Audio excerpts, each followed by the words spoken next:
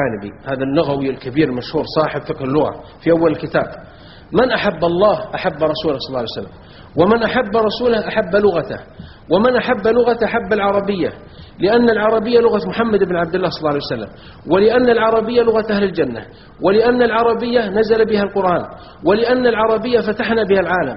يا الله، ترى العربية هي أجمل لغة في العالم بلا تحيز ولا تمييز. حتى قالوا مثل جلال الدين الرومي نظم قصيدة الشاعر الكبير في العربية محمد إقبال: العربية مفرداتها 40 مليون كلمة، الإنجليزية 40,000. لغة الصوت والصورة والموسيقى والفن هي العربية، لغة الإيحاء والأداء والتأثير هي العربية. خرير الماء من الخرخرة، تمتمة الماء من التمتمة، زقزقة العصافير مع الصوت والصورة. لا يوجد أجمل من العربي، ومع ذلك يتخلى الكثير منا، وحتى أطفالنا أصبحوا الخدامات من البوذيات والزرادشتيات والمانويات يعلمونهم كل لغة إلا اللغة العربية.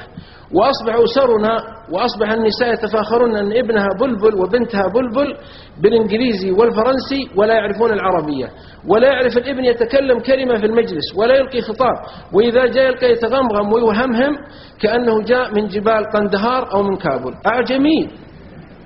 حتى ابنائنا ذا الحين سلمناهم للباكستان والأفغان. يقول الشيخ عبد الرحمن الدوسري يقول: فإن يكفر بها هؤلاء فقد وكلنا في تفسير، وكلنا بها قوما في قول سبحانه ليسوا بها بكافرين. قال: وكلنا أبنائنا الباكستاني والأفغان يعلمونهم القرآن. والقرآن نزل علينا نحن كبار السن، عندنا في 60 ما يعرفون يقرأوا القرآن، ما يجودون، لأنهم مشغولون بالعرض الشعبية، مشغولون بزين الإبل، مشغولون بالضمان الاجتماعي، مشغولون بالتعالي على القبيلة، مشغولون بالتمدح إن فتحنا وإن سوينا وصنع. ماذا فتحنا؟ لم نفتح شيء. فلذلك ينبغي أن نعلم أن اللغة العربية حبها شريعة، حبها إيمان، اعتقاد. وأنا من هذا المنبر أدعو أخواتي على رسم الدكتورة عائشة إلى التركيز على أن العربية عقيدة، وعلى أنها مبدأ، وعلى العربية الفصيحة. أنا ما أريد المذيعين اللي في الشاشات الآن، حتى يقول أحدهم حمد الجاسر غفر الله له علامة الجزيرة، قال: يا مذيعين عندنا أغضبوا سيبويه حتى أخذت جلطة. سيبويه يعني إمام اللغة، يطلع مذيع عندنا ويتكلم لا يعرف العربية شيء، ينصب المرفوع يخفض المنصوب، وهم أبناء يعني أنهم مذيعين يعني يتكلموا العربية. فأرجو أن تكون عندنا دورات اللغة العربية، أرجو أن نتشرف باللغة العربية، أرجو. يقول ابن تيمية هذا ليس مني، انظر إلى كتاب اقتضاء الصراط المستقيم: من تكلم بغير العربية لغير حاجة فهي من علامات النفاق. هذا ابن تيمية قاله، وأنا والله إني وجدت هذا صحيحا.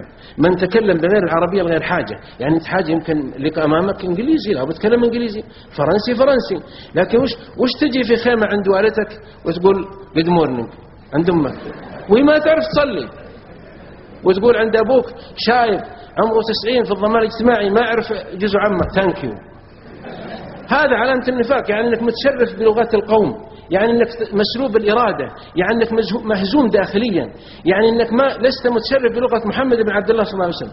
كان عليه الصلاة والسلام أفصح الناس.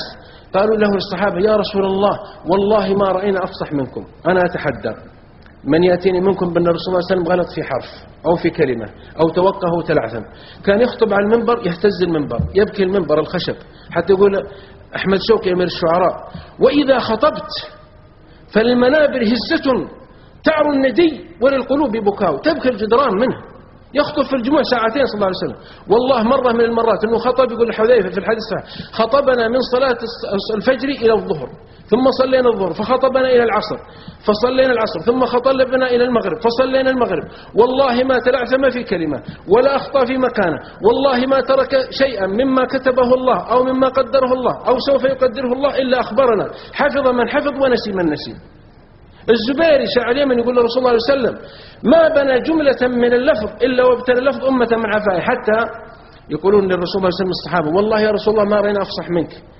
فما هذه الفصحى؟ قال: كيف لا أكون أفصح العرب وأنا من قريش وتربيت في بني سعد، في بادية بني سعد. بني سعد تراهم من تعرف القبيلة المعروفة من عتيبة في البادية فصحاء وقرشي. يقول: كيف لا يجيني الفصاحة؟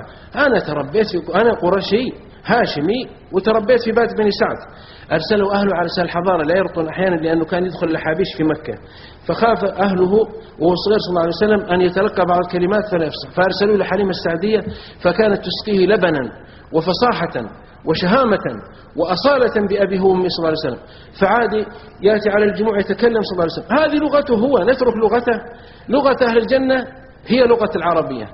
أهل الجنة ما يتكلمون فرنسي ولا يتكلمون أردو. الأرض بتتكلم أردو الآن، يتكلمون عربي. يقول سبحانه وتعالى في القرآن: تحيتهم يوم يلقونه سلام.